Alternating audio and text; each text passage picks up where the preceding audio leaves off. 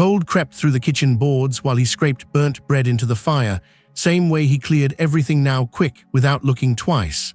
The second chair stayed tucked under the table, untouched, as if it belonged to someone who might still return if he waited long enough. A knock came, soft but stubborn. He ignored it. The door opened anyway. She stood there in a travel-stained wedding dress, lace dulled by dust, veil half torn and clinging to her hair. "Just the winter," she said. He shook his head once, but she didn't move, and somehow neither did he. Before we ride deeper into the story, hit subscribe, ring the bell, so you'll never miss another ride through the legends of the Wild West. Now, let's get back to the trail. Cold kept inching through the cabin, as if the walls had grown tired of resisting it. Elias Cord stood by the hearth, knife in hand, scraping the blackened crust from a heel of bread into the fire. He did it carefully, not because the bread mattered, but because care was easier than thought. The kettle beside him gave a weak rattle. On the shelf above it, 2 tin cups hung from nails. He only ever used one.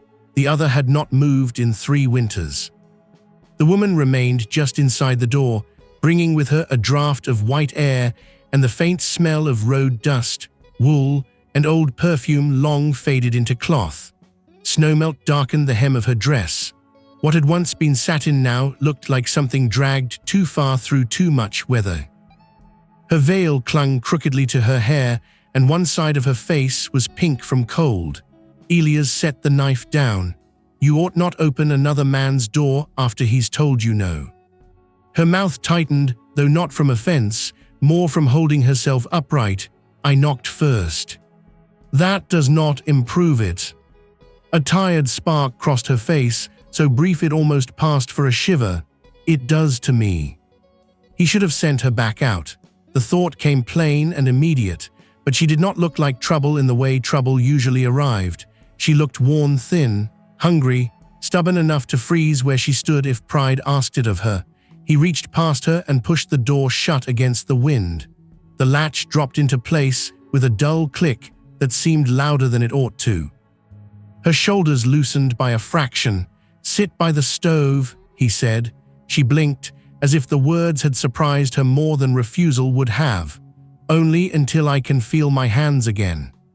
"That is what I said." She crossed the room carefully, favoring one foot. Elias noticed the limp only then. She sank onto the chair nearest the stove, not the one at the table, as though she understood certain places were not hers to test. He poured hot water into a cup and pushed it toward her. No tea, no sugar, just warmth. She wrapped both hands around it and shut her eyes for a moment. "Thank you." He grunted and turned away, though the sound of gratitude sat strangely in the room, as if it had been years since anyone had left it there. By morning, he expected her gone.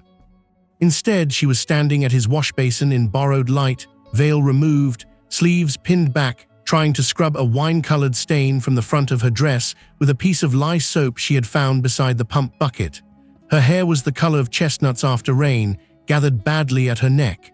The dress itself had surrendered all dignity. "You'll ruin the fabric," he said. She startled and turned. "It was ruined before I arrived." "That stain's set." A small sigh escaped her. "Then it will remain a record of poor judgment." He should not have asked, he knew that, yet the question came, "Wedding?" "Yes." "And you left?" "Yes." He waited for more. None came. Later that afternoon, his brother Warren rode up with a sack of feed balanced before him and a look that sharpened the moment he saw a stranger through the window. Warren entered without ceremony, bringing in cold air and curiosity in equal measure. "Well," Warren said, glancing from Elias to the woman mending a loose button with neat, quick fingers. "Either I've missed a great many developments, or winter's already stranger than usual." The woman lowered her eyes, hiding what might have been embarrassment. Elias took the feed from his brother's arms. "She's staying until the road's clear," he said. Warren's brows went up. "Is she?" Clara finally spoke. "Only until spring, if your brother can tolerate me that long." Warren gave a short laugh. "Ma'am, the remarkable part is not your staying. It's him allowing it." Elias shot him a look. but Clara's mouth curved for the first time. It changed her face entirely, warming it like lamp flame behind glass. He noticed that and disliked noticing. That evening he laid out terms while she stood by the stove drying her dress hem. She would have the small room off the back. She would keep to the house and yard unless invited farther. She would ask no questions about things that did not concern her. In return, she would have food, fire, and shelter until winter broke. She listened without flinching. "And in exchange," she said quietly, "I sew, mend, cook when needed, and earn my keep." He looked at her worn hands, fine-boned but steady, the fingertips roughened by needlework and travel. Not useless hands, not helpless ones. "At dawn," he said, "I rise early." "I already do." He gave one curt nod. It was not welcome, not kindness either, but it was something sturdier than pity, and both of them seemed to know it. Outside, snow gathered along the windowsills. Inside, for the first time in a long while, the house no longer felt entirely empty. By the third morning, Elias discovered she had moved the flour tin. He stood in the kitchen with one hand on the shelf, looking at the empty space where it belonged. The room was too quiet for such a small absence, and that only worsened it. He turned and found the tin beside the stove, closer to reach, its lid wiped clean of the thin dust that usually settled there. "It was inconvenient where you kept it," Clara said from the table. She had her torn wedding dress spread before her, a needle flashing between her fingers. In the clear light from the window, the fabric looked less like a bridal thing and more like a poor decision stitched in white. She did not sound defiant, only matter of fact. "It was where I put it." "Yes," she said, "I gathered that." He stared at her. She lowered her head and resumed sewing, though he noticed the corner of her mouth twitch as if she had almost smiled. He moved the tin back. An hour later, when he reached for it without looking, his hand found only empty air. Clara had put it near the stove again. At supper he said, "You have a habit of improving things that are not yours." She lifted her eyes from the potatoes she was peeling. "And you have a habit of arranging life so no one can touch it." The words were mild. The truth beneath them was not. He set down his spoon more sharply than he intended. She mistook the sound for anger and went still. For a moment they faced one another across the table with the lamp between them, both of them aware that the wrong sentence might turn the room hostile. Then the potato rolled from her hand, struck the floorboards, and came to rest against his boot. She looked at it. He looked at it. The solemnity of the moment broke on its own. Clara gave a breath that was nearly a laugh. "It appears I've been defeated by vegetables." Elias bent, picked it up, and placed it back beside her knife. "You are not handling them with proper authority." That did it. A quiet laugh escaped her, quickly covered. To his own surprise, something shifted in his chest at the sound, not pain exactly, but the memory of a room once lived in. The days settled into an uneasy pattern. Clara made herself useful with the determination of someone who had spent too much time being told she was a burden. She mended shirts at the kitchen table, scrubbed pans, patched a tear in the curtain by the washstand, and once, without asking, repaired the lining of his winter coat where the pocket had split clean through. When Elias discovered it, his hand remained in that pocket longer than necessary, feeling the neat, patient stitches. He thanked her by leaving a better lamp wick beside her sewing basket. She answered by pretending not to notice. They still jarred against each other in small ways. Clara hummed under her breath while kneading bread, and the sound carried strangely through the cabin, making the place feel less like a shelter and more like a home. Elias disliked it for the first 3 days and missed it on the fourth when she did not. She stacked firewood by size instead of by cut, and though he told her that made no sense, he found himself reaching more easily for the pieces he needed. She opened the curtains wider than he ever did. He narrowed them again, then one morning left them half open because the room seemed less gray that way. Her presence had a way of changing things without force, and that unsettled him more than loudness would have. One afternoon, while Elias worked in the barn trimming a cracked hoof, Clara came in carrying a basket of mending and stopped short at the smell. I did not know a stable could hold so many opinions at once, she said. He glanced up. Horses keep their thoughts plain, better than most people. She approached the gelding carefully, skirts lifted from the straw. And this one? Impatient, spoiled, given to dramatics. The horse shoved its head against Elias' shoulder with offended dignity. Clara smiled. Then I see why you get along. He snorted before he could stop himself. The horse, startled by the unfamiliar sound, tossed its mane. Clara looked so pleased by that accidental laugh that Elias returned his attention to the hoof knife at once, as though the boards might report him. Yet he noticed afterward that she chose the barn more often for her sewing, sitting near the open door where the light was good, mending by the warmth of the animals while Elias worked in silence nearby. Their conversations remained sparse, but they ceased feeling strained. She would ask whether the bay mare always pinned her ears at everyone, and he would answer that the mare distrusted foolishness. Clara would reply that this was wise, given how much of it existed in the world. He would find himself explaining how to tell whether by a horse's restlessness or why one saddle leather must be oiled differently than another. She listened closely, not because she needed the knowledge, but because she respected the fact that it mattered to him. A week later, Warren returned with a sack of coffee and an expression that suggested he had come to witness the arrangement collapse. Instead, he found Clara baking biscuits that had not yet learned humility and Elias splitting kindling in a rhythm that sounded almost peaceful. Warren took the tin plate she offered and bit into one of the biscuits. His jaw worked, then worked harder. Well, he said at last, with admirable diplomacy, these would stop a door in a storm. Clara's eyes widened in horror. Elias, leaning by the wall, looked from the biscuit to his brother's face. She used too much flour, he said. I can hear both of you, Clara replied. Warren coughed into his fist. That only improves the conversation. To Elias' surprise, Clara laughed first. A real one this time, open and clear enough to make Warren grin back at her. She took the biscuit from his hand, inspected it with grave disappointment, and said, I see now that kindness has misled me. You both ate these in silence. They were edible, Elias said. That is not praise. It is the highest kind in winter. After Warren left, Clara tried another batch. Elias found himself lingering at the table while she measured and kneaded, sleeves rolled, brow furrowed in concentration. Flour dusted the tip of her nose. Without thinking, he reached across and brushed it away with his thumb. They both stilled. The touch had lasted no more than a second, but it changed the air between them. Clara's eyes lifted to his, startled and soft. Elias withdrew his hand at once and stepped back so quickly he bumped the chair. There was flour, he said. Yes, she answered quietly, there was.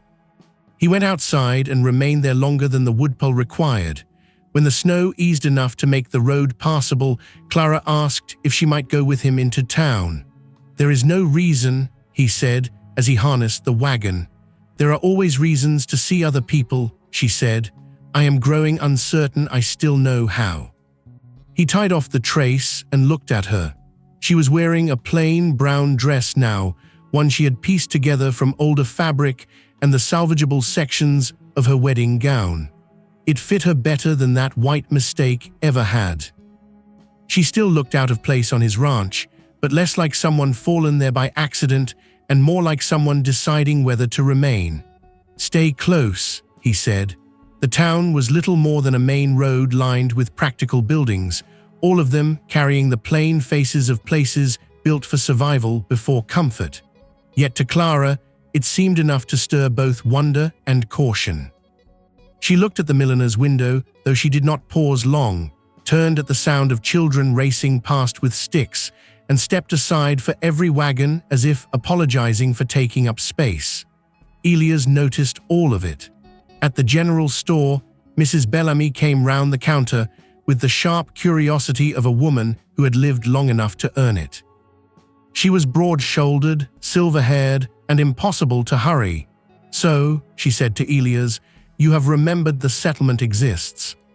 I came for lamp oil. And perhaps conversation, since the Lord works miracles." Her gaze shifted to Clara, missing nothing, but where Warren had joked, Mrs. Bellamy merely inclined her head with respect. "Ma'am," she said, "if you are the reason he has come in before spring, I thank you."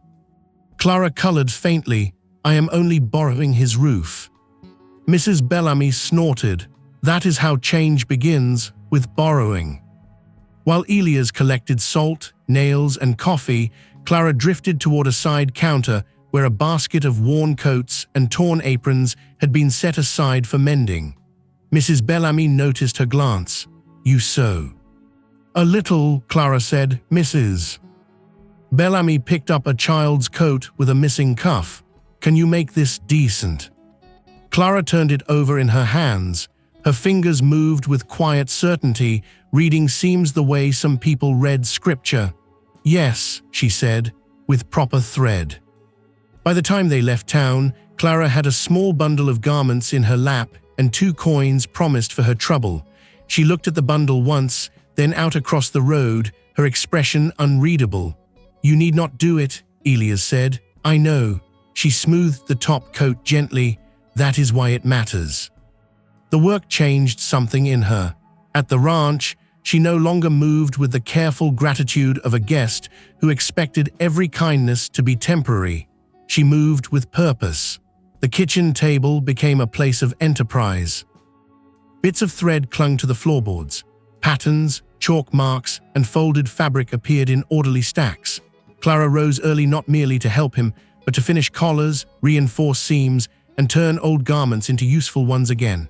Soon others in town began sending pieces through Warren or by passing hand. A ranch hand needed a vest let out across the shoulders. Mrs. Bellamy's niece wanted sleeves cut down for a growing boy. An elderly widow asked if a Sunday shawl might be repaired. Clara took each task seriously, never charging more than was fair, and sometimes less if she judged the household to be struggling. "She underprices herself," Warren remarked one evening while warming his hands by Elia's stove. "She says thread is cheap." Warren eyed the neat pile of folded mending on the sideboard. "Thread may be, skill is not." Elias said nothing, but the next week, when he went to town, he returned with a better pair of shears wrapped in brown paper. He set them beside Clara's work without comment. She looked at them, then at him. "These are too fine." "They cut cloth," he said. "That is not what I meant." He busied himself with untying the feed sack. "Then say thank you and spare me the discussion." She did thank him, though softly. He felt the gratitude more sharply than he cared to. As winter deepened, the cabin changed almost in spite of him. Clara placed a blue jar on the windowsill and filled it with dried rabbit brush someone in town had given her. She folded a clean cloth beneath the breadboard. She persuaded Elias to let her mend the quilt on the spare bed, then somehow also mended the one on his without being asked. She did not erase the old life in the house. She seemed to understand instinctively that some absences must be walked around, not filled. Yet she made room beside them for new things.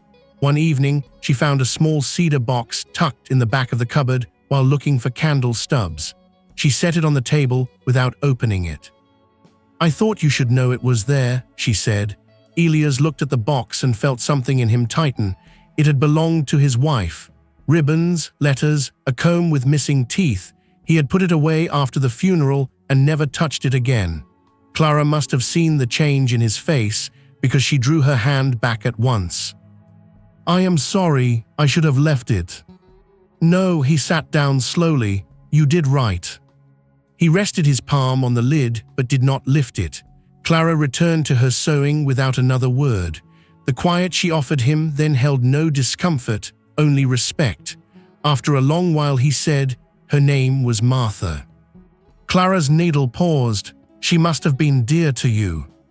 He almost answered with something stiff and useless. Instead he looked at the box and said, "She laughed at storms, said thunder was just heaven-moving furniture." Clara smiled faintly. "That sounds like someone who refused to be improved." The remark was gentle enough to bear. Elias gave a breath that might have been agreement. He did not speak more that night, but something had shifted. A name once buried had been spoken aloud in the kitchen, and the roof had not fallen for it. From then on, their quiet conversations took on a different shape. Clara spoke a little of herself, though never dramatically. Her father had died owing money. An aunt had arranged the marriage in the name of security. The man waiting at the altar had land and a hard mouth and the sort of politeness that made her uneasy. So she had left before the vows, carrying only what she could sew, sell, or walk with. "You were afraid," Elias said one night. "Yes," Clara answered, threading a needle by lamplight, "and tired of acting as though fear was the same thing as duty." He sat with that. It seemed a sentence bigger than her own story. As the weeks passed, people in town began addressing Clara by name before they addressed him. Children waved when the wagon came by. Mrs. Bellamy sent over a jar of preserves for the seamstress. A drover at the store told Clara his wife said no one in the territory could set a torn hem straight like she could. She laughed, then turned to Elias as if wanting to share the absurdity of becoming known for so modest a talent. He found himself almost proud, though the feeling came with surprise. One afternoon, he returned from the south pasture to find Clara on the porch steps with the neighbor widow, Mrs. Greeley, both of them bent over a basket of shirts. Clara was showing her how to reinforce a seam where the cloth had thinned. Mrs. Greeley, who had barely spoken to anyone since burying her son the year before, was not only listening but answering. Elias stopped near the hitching post and watched the two women in the late light. Clara's hands moved as she explained, patient and unassuming. Mrs. Greeley tried the stitch herself, frowned, and tried again. Then, unexpectedly, the older woman laughed at her own clumsiness. The sound carried across the yard. Clara looked up and saw Elias standing there. Something like pride flickered in her face, but so did uncertainty, as if she did not know whether she had overstepped by bringing life onto his porch. He walked up the steps and set down the sack of oats he was carrying.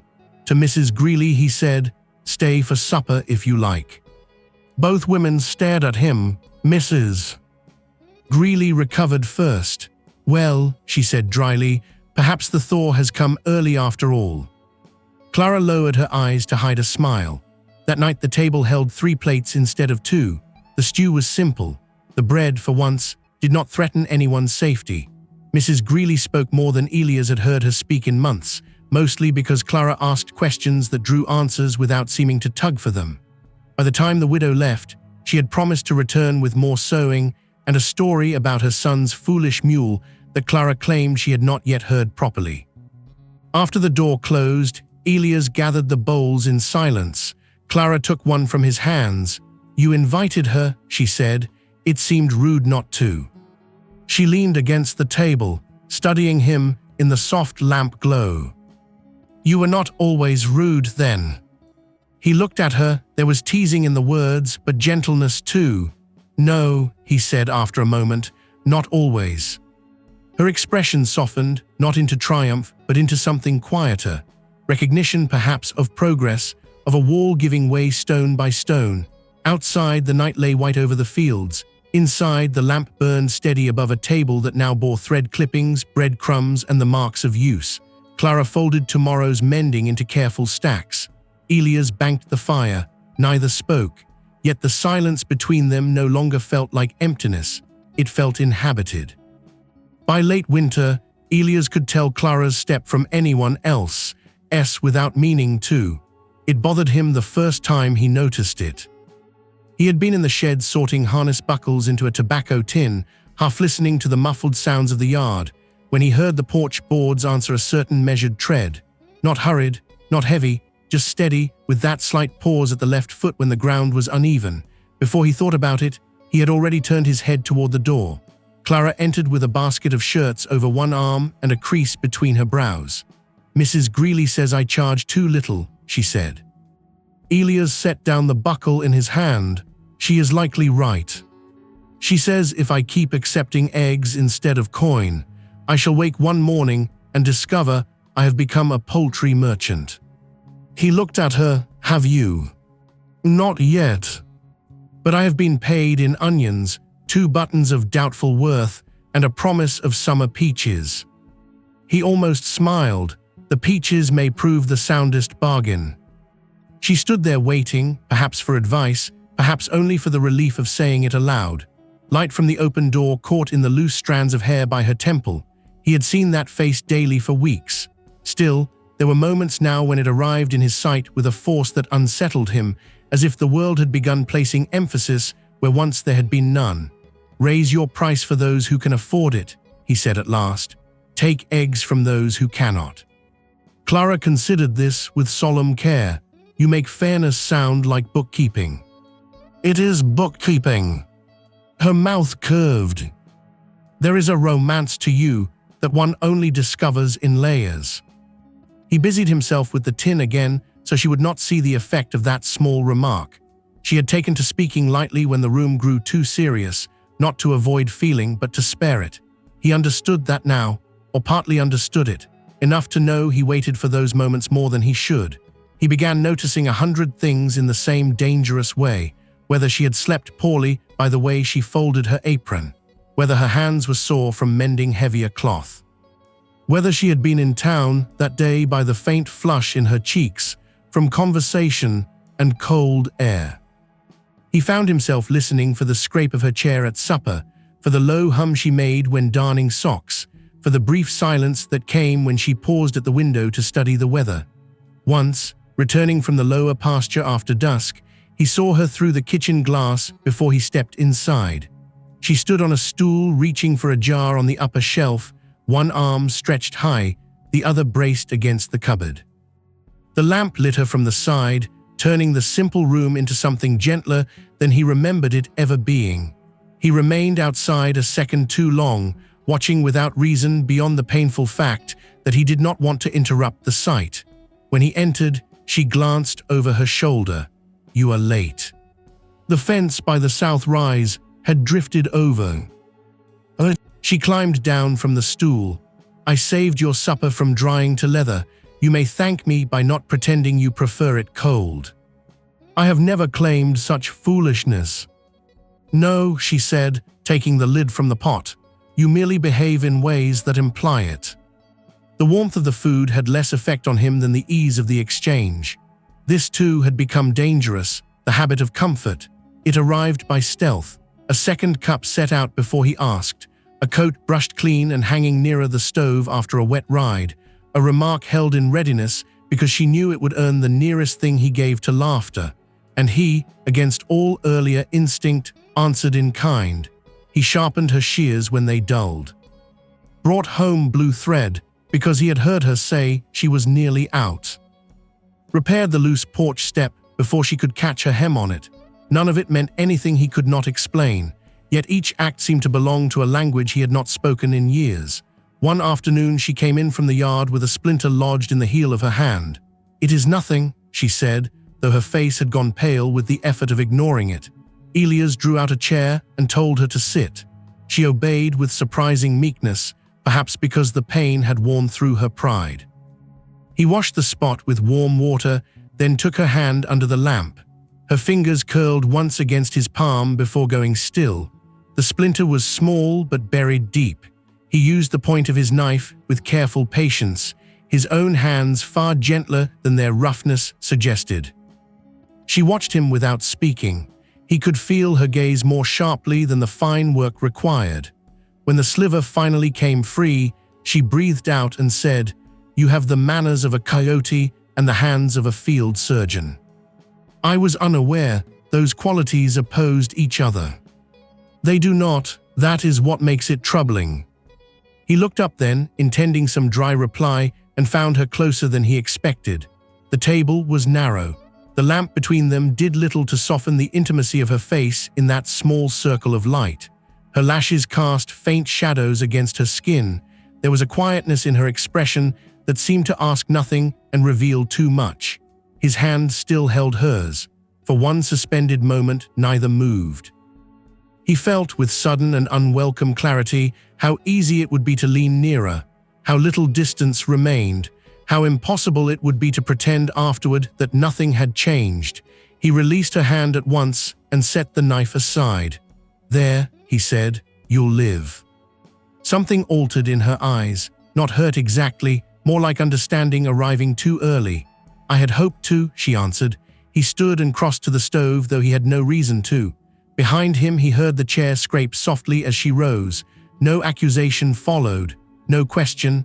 Her silence did not forgive him. It merely left room for him to wrestle with himself, which was somehow worse. That night he slept little. The cabin had become full of reminders he had once controlled by barring the door against anything new. The creak of floorboards in the back room, the faint murmur of Clara moving about before bed, the evidence of her life braided now into the house with stubborn quiet. He lay awake and stared at the dark above him, feeling the old arguments return in forms he had no longer believed he feared. Martha had been dead 3 winters. He knew the fact as cleanly as he knew the acreage of his land or the age of his best mare. Yet grief was not a ledger. It did not stay entered once and done. Some mornings it arrived with its original weight. Some evenings it sat gentler, like a companion unwilling to leave. He had built his days around that constancy.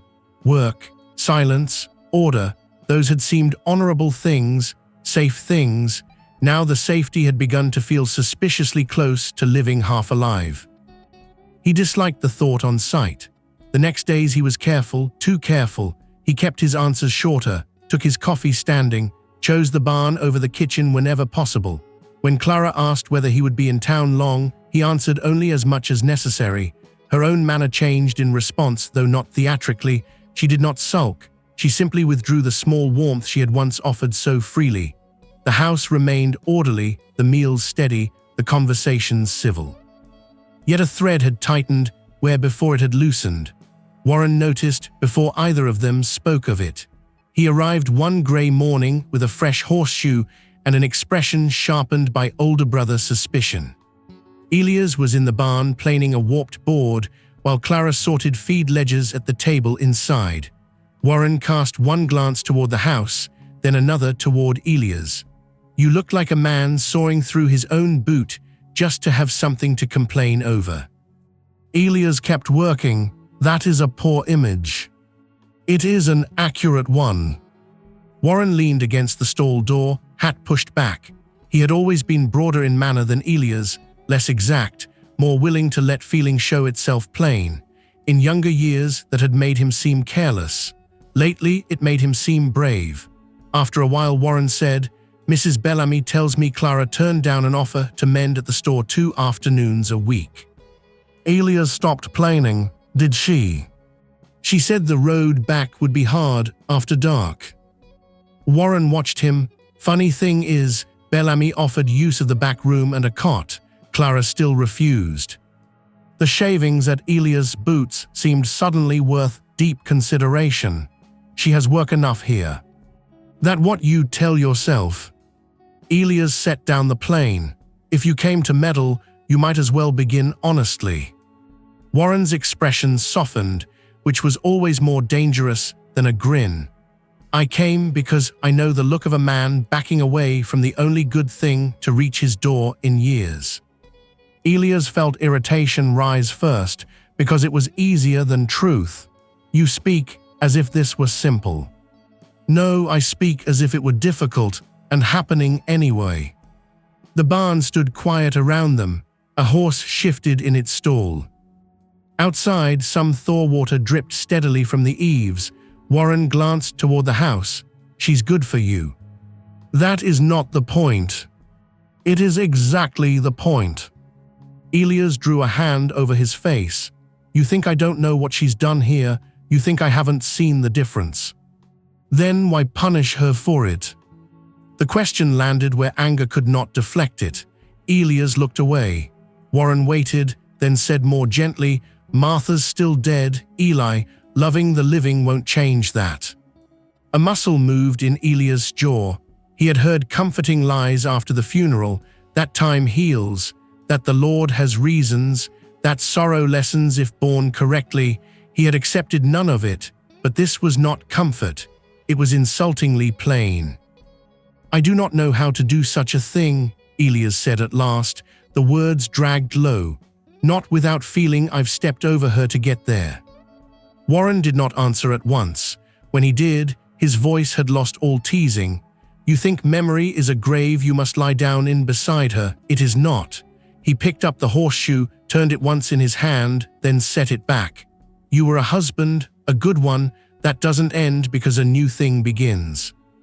Elias stared at the far stall where winter light cut through the boards in thin white lines.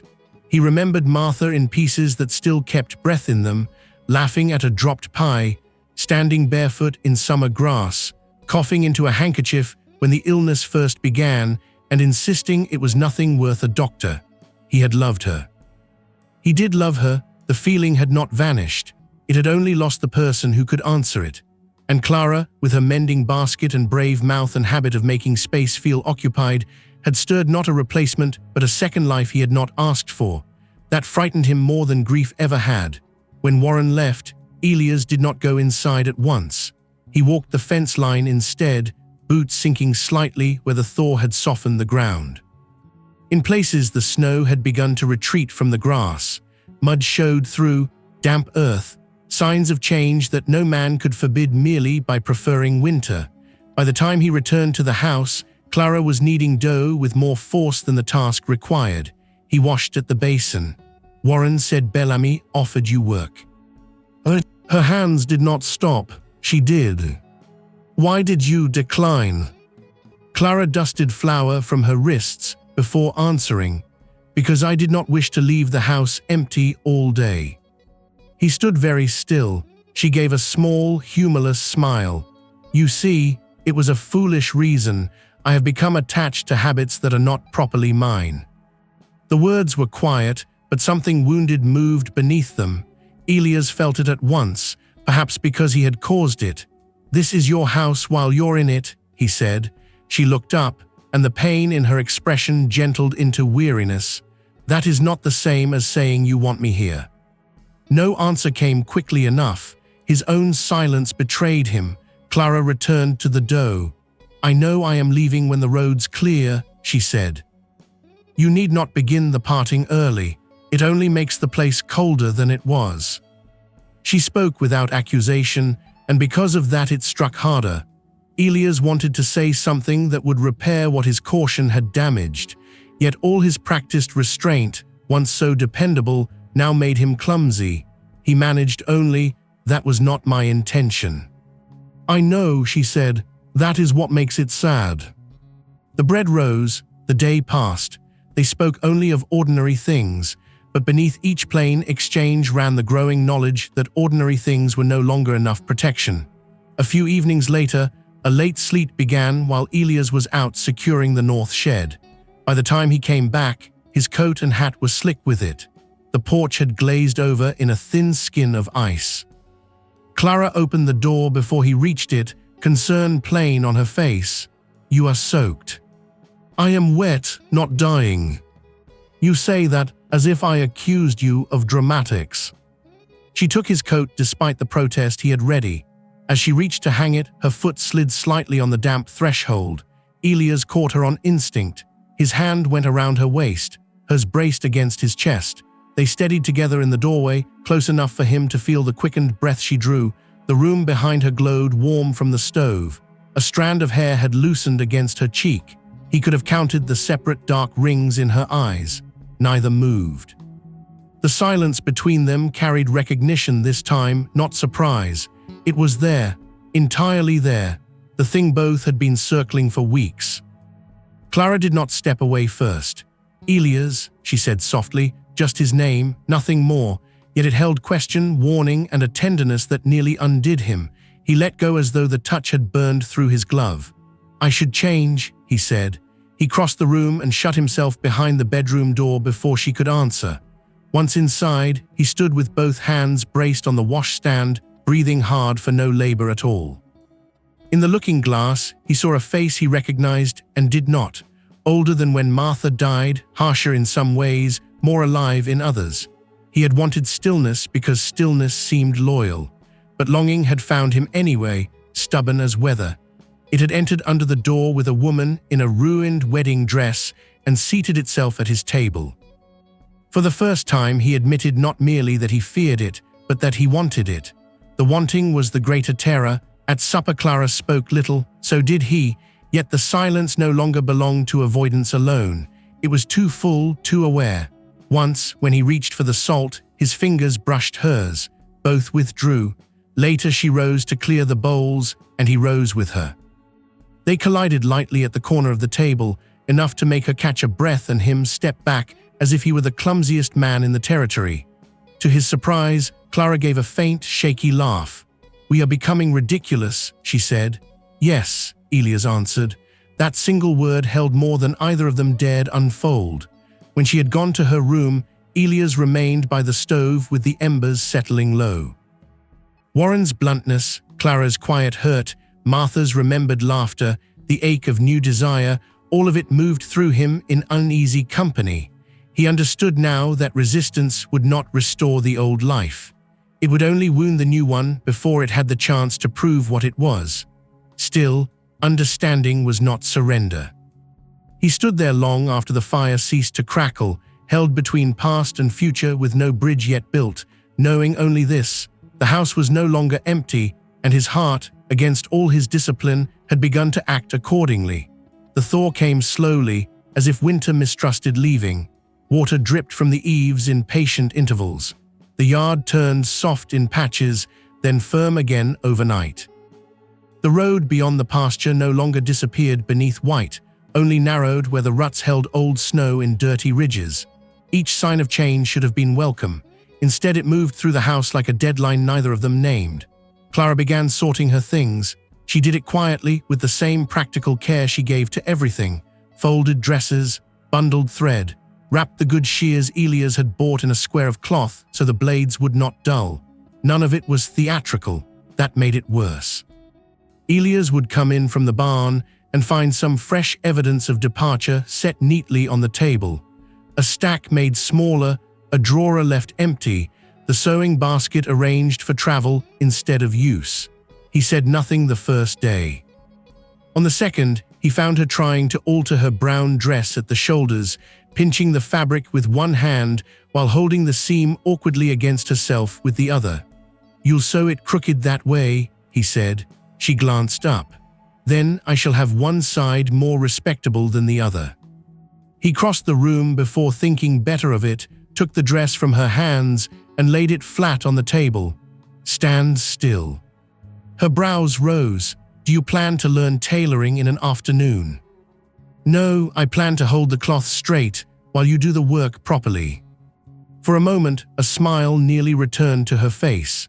Then it faded into something gentler, sadder. She stepped closer and turned so he could gather the excess fabric at her back. His knuckles brushed the warmth through her chemise. She went still, so did he. "Too tight?" he asked, though his voice had gone rough. "No."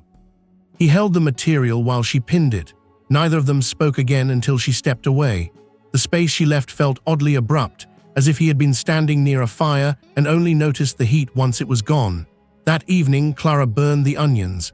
It was the first poor supper she had made in weeks, and the mistake seemed to offend her on principle. She stared into the skillet with narrow-eyed disgust. "I have cooked this dish correctly 6 times, she said. "It appears my competence has fled in anticipation of my leaving." Elias took the pan from her before she could destroy the rest. "Sit down." "I have ruined it." "You have darkened onions, not murdered a family." That startled a laugh out of her, brief and unwilling. He was grateful for it. He scraped what could be saved into another skillet, added a little fat, and set the coffee pot nearer the flame. Clara watched from the table.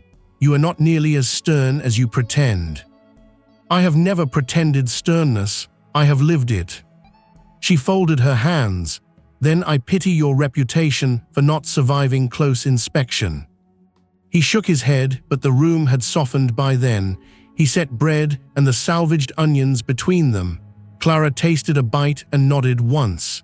"Acceptable," she said, "the highest kind of praise in this house." "Yes," she answered, "I learned from the master."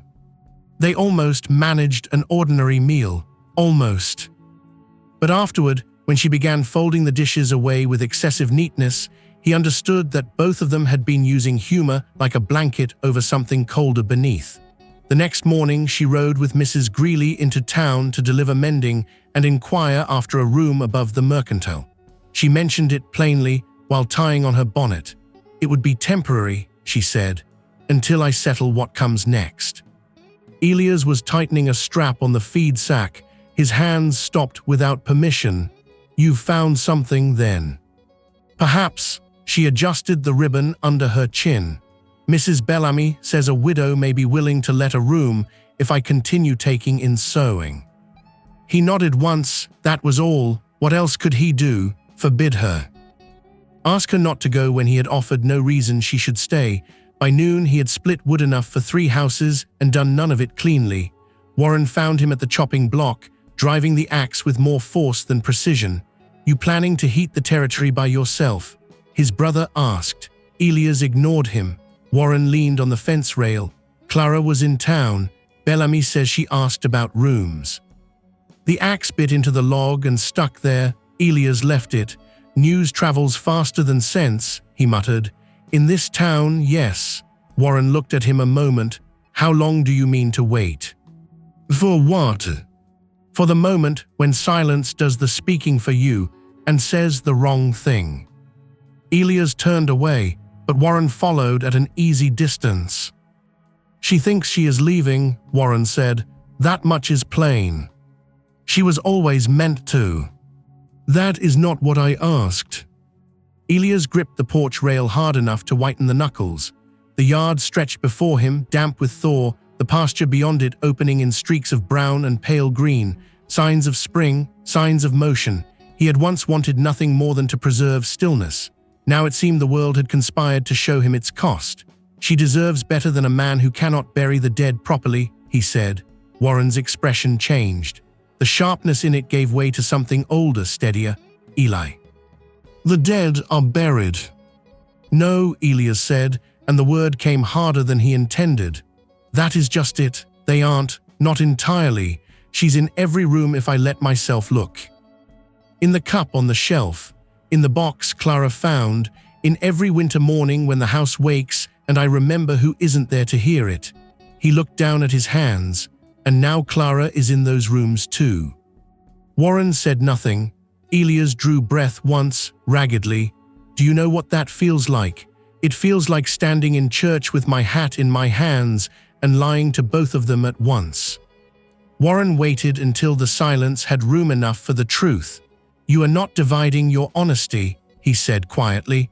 "You are dividing your grief from your life, and it is making a ruin of both." Elias laughed once without humor. "You have become offensive in middle age." "I was offensive young. I've simply grown more accurate." "That should have ended it."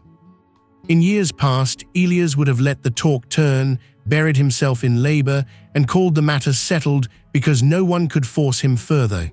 But he was tired, not from work, from holding himself shut. Warren stepped closer. "Did you love Martha?"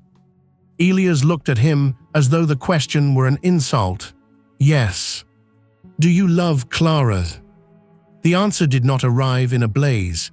It arrived the way these things often did in lives like his, quiet, undeniable, already true before spoken. He tried to say nothing. His throat tightened instead. Warren saw enough. There it is. Elias turned his face away. He had spent 3 years mastering the discipline of not breaking in front of others. Yet something in him had worn thin these last weeks, stretched between fear and hope until the smallest pressure might tear it. He sat heavily on the porch step, elbows on his knees, staring at the muddy yard. "I could not save Martha," he said at last. The sentence fell plain and stripped bare, no ornament, no defense. Warren lowered himself beside him. The boards creaked under the combined weight. "The doctor came too late," Elias went on. "I knew that, everyone knew it. But I keep thinking if I had ridden sooner, if I had noticed earlier, if I had prayed harder, worked harder, stayed awake one more night." His mouth tightened. "A man can build 1,000 useless ladders out of if." Warren did not interrupt. Elias rubbed a hand hard over his eyes. And then Clara came. Talking to the bread, laughing at nothing, putting life where I had made peace with emptiness. Every time I looked at her I felt, he stopped because the word itself was nearly unbearable. Alive, Warren said. That undid him more completely than pity might have. Elias bowed his head and pressed his hand to his mouth as if the gesture could hold the feeling in. It could not. The grief that came was not loud. It was worse than loud, quiet enough to feel ancient. His shoulders shook once, then again. Tears came the way thaw water comes through frozen ground, slow at first, then with a force that proved it had been waiting under pressure all along. Warren said nothing. He only sat beside him while the years Elias had tightened into silence finally gave way. When the worst of it had passed, Elias stayed bent forward, staring at the worn boards beneath his boots. "I do not know how to keep Martha with honor," he said hoarsely, and still turned toward what's before me. Warren rested his forearms on his knees. "Maybe honor is not keeping your life broken to prove she mattered." Elias closed his eyes. Maybe. The word frightened him. It also loosened something. By the time Clara returned, Elias had washed his face at the pump and gone to the barn under the pretense of checking the mare. He was brushing her flank when he heard Clara in the yard speaking with Mrs. Greeley. He did not go out. He could not yet trust his voice. That evening he was quieter than usual, but not distant in the old way. Clara noticed at once. She set stew on the table and watched him across the steam. "Did something happen?" she asked. He thought of lying. It would have been easy. The fence, the weather, a sore shoulder, but lies had begun to taste like cowardice. "I spoke with Warren," he said, her hand stilled on the ladle. "That sounds serious." "It was." She waited. He did not continue, and after a moment she nodded once, accepting what he could not yet say. The grace of that acceptance nearly drove him to speak everything at once. Instead, he ate little, helped clear the dishes without being asked, and later stood in the doorway while she folded linens for travel. At last he said, "Did you find a room?" Clara smoothed the edge of a towel. "Yes." The word landed exactly where he had feared it would. "Above Bellamy's store," she said. "Small but decent. I can manage the rent if the sewing holds." "When would you go?" "In a week, perhaps, once the road stays passable." She looked up then, and her face was calm in that careful way he had come to recognize as effort. "It makes sense, Elias." He knew it did. That was the misery. She folded another towel, then another. He watched her hands moving steadily through the work, and a terrible thought came to him that she had already begun making herself lighter here, so the leaving would wound less. Not only her, him as well. It was a kindness. He hated it. The days that followed took on a strange brightness, as if every simple act had become precious by threat of ending. Clara mended one final coat for Mrs. Bellamy. Elias repaired the wagon wheel without being asked. They took coffee at dawn with more silence than before, but a different kind of silence, alert, almost tender, filled with things not said, because both knew the saying of them might alter everything. Once he came in to find her standing at the cupboard, with Martha's cedar box open on the table beside her. Clara started as if caught trespassing, but he shook his head. "It's all right." She looked down at the contents. "There is a ribbon in here, the exact shade of the thread you bought me." Elias stepped nearer. Martha liked blue. Clara touched the ribbon lightly, then withdrew her hand. She must have been lovely. She was. He paused, sharp-tongued when needed, kind more often than I deserved. Clara smiled faintly. "That sounds familiar." He looked at her then, really looked, at the steadiness she had brought into disorder, at the gentleness with which she had carried not only her own hurt, but his, though he had given her no promise. Her presence no longer seemed like interruption. It seemed like mercy he had nearly mistaken for trouble. That night, he did not sleep at all. By morning, he had reached the kind of clarity that often follows too much fear, the understanding that losing by silence is still losing, only with more regret attached. He found Clara in the yard near noon, hanging washed linens on the line where the breeze could catch them cleanly. The sky had cleared to a pale spring blue. Meltwater ran in thin channels beside the path. She lifted a sheet, shook it once, and clipped it at the corner. "Clara," he said. She turned. Something in his voice must have warned her, because she let the cloth fall back against the line and waited without speaking. He came as far as the step and stopped. Suddenly every sentence he had rehearsed in the night sounded too polished, too careful, unfit for the truth, so he let them go. "I do not know how to say this well," he began, "only honestly." Her expression softened, though uncertainty remained.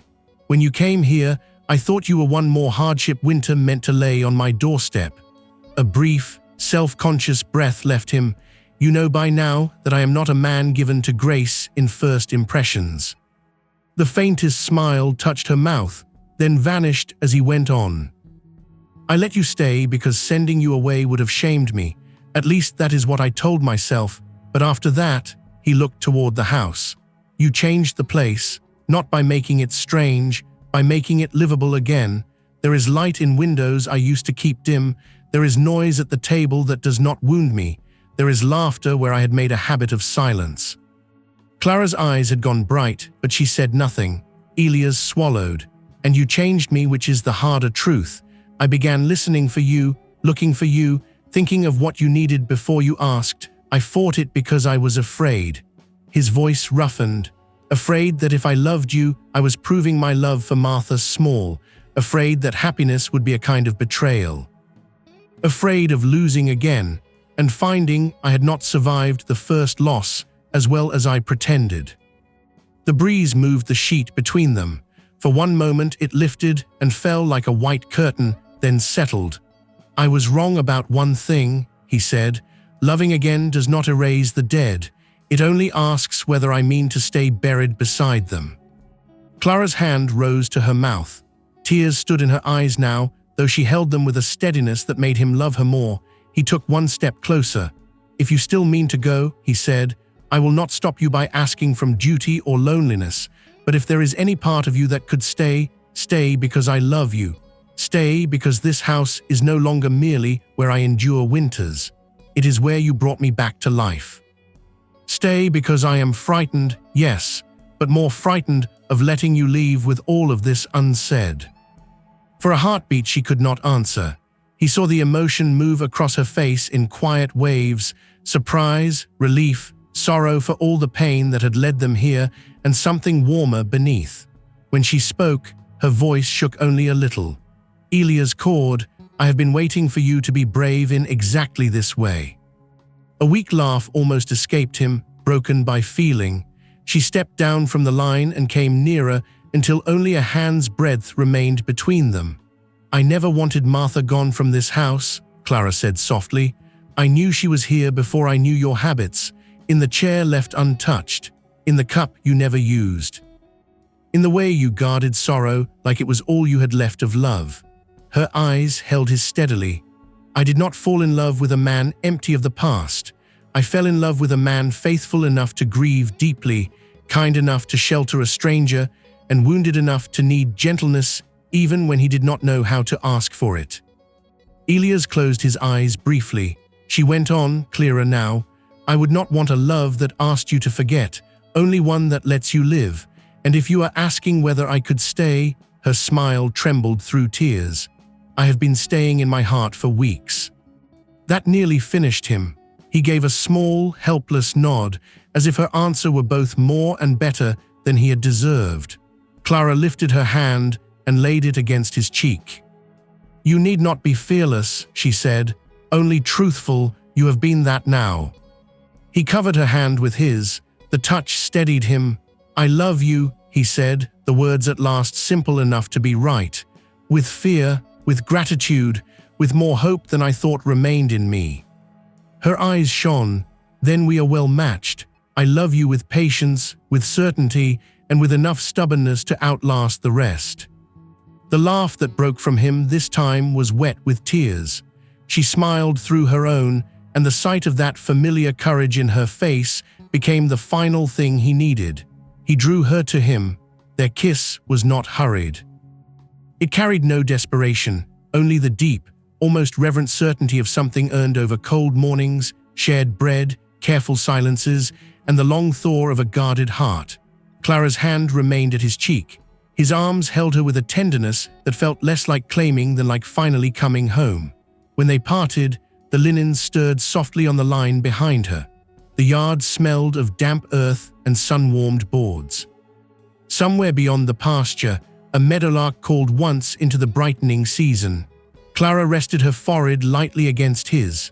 "So," she murmured, voice unsteady with happiness, "shall I return the room above the mercantile?" Elias drew a breath that seemed to reach deeper than any he had taken in years. "No," he said. "You shall keep no room but this one, if you still want it." "I do." He looked toward the house, then back at her. The place stood as it always had, same roof, same weathered boards, same porch where grief had once sat like law, yet it no longer appeared to him as a monument to what was lost. It looked, at last, like somewhere a future might be built.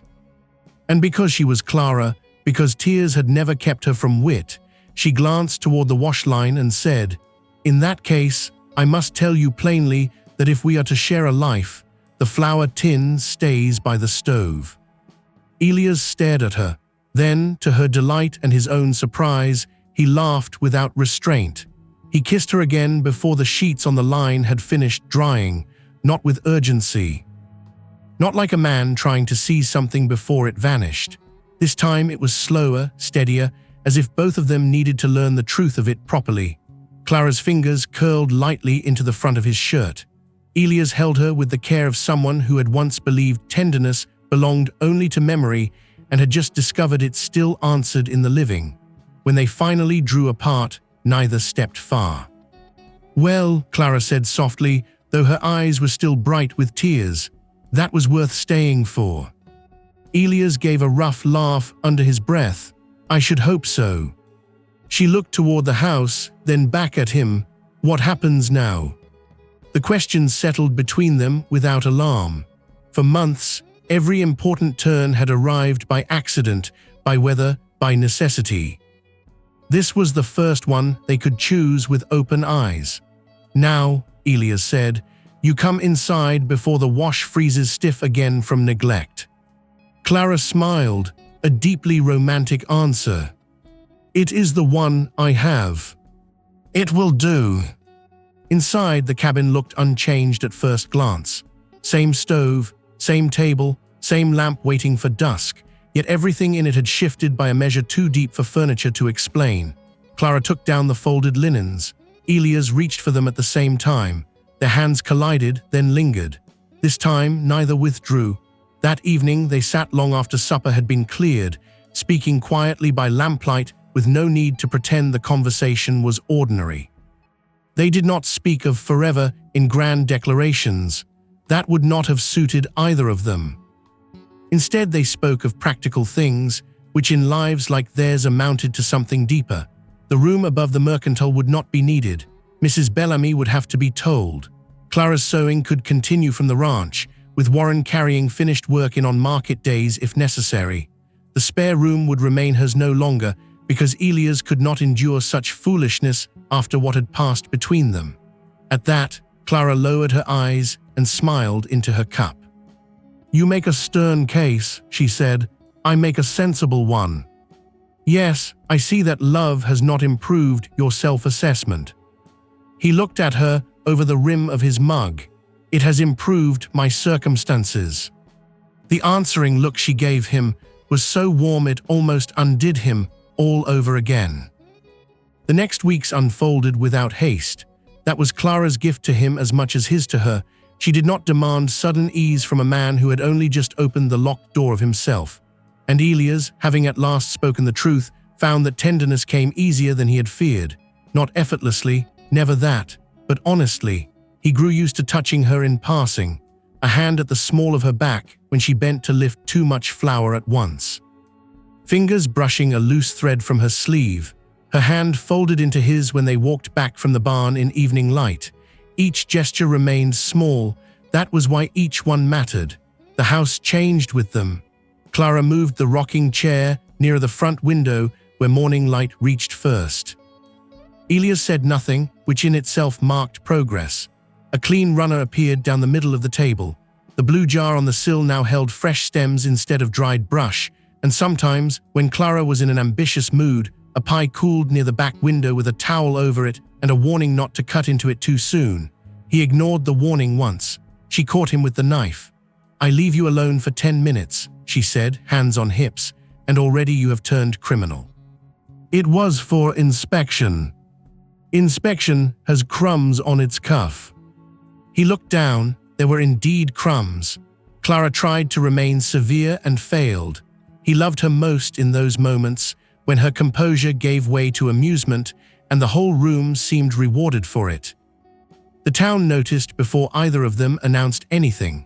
Warren noticed first, of course, and wore the satisfaction of an elder brother proven right, with such open pride that Clara accused him of being insufferable. Mrs. Bellamy needed only one glance at the pair of them standing side by side at her counter. "There," she said, "I have been waiting all winter for you two to stop looking miserable in separate corners of the same room." Clara laughed. Elias reached for the parcel of sugar and said, "You charge too much for opinions." "Then it is fortunate mine are free." When Elias bought Clara a length of dove blue fabric finer than anything she would have purchased for herself, the whole store fell briefly silent. Clara touched the bolt with obvious reluctance. "It is too good for aprons," she murmured. "It is not for aprons." Mrs. Bellamy looked between them and made a thoughtful sound. "I shall keep my afternoon free then. There may be measuring to do." Clara colored. Elias, to his own surprise, did not retreat from the implication. He asked her properly 2 weeks later, not in church, not before witnesses, not with a speech rehearsed to death. He asked her where their life had truly begun, at the kitchen table after supper while rain tapped soft against the window and the lamp lit the familiar turn of her face. He set a small ring box beside her mending basket, not grand, just walnut, sanded smooth by his own hand. Clara looked from the box to him. "Elias." "I know the answer may already be plain," he said, "but I would rather hear it than assume it." His voice stayed steady, though his hands had no such discipline. "Stay with me, Clara, not just through winter, for all of it." She opened the box. Inside lay a simple gold band Warren had helped him secure from a jeweler passing through 3 towns over. Clara pressed her fingertips to her mouth. "Yes," she said at once, then laughed softly through tears. "Yes, before your courage deserts you and you pretend you only meant the planting season." "It is a fair concern," he admitted. So they were married in late spring, with the hills gone green and the creek running fuller than it had in years. The ceremony was small because small suited them. Warren stood up with Elias. "Mrs.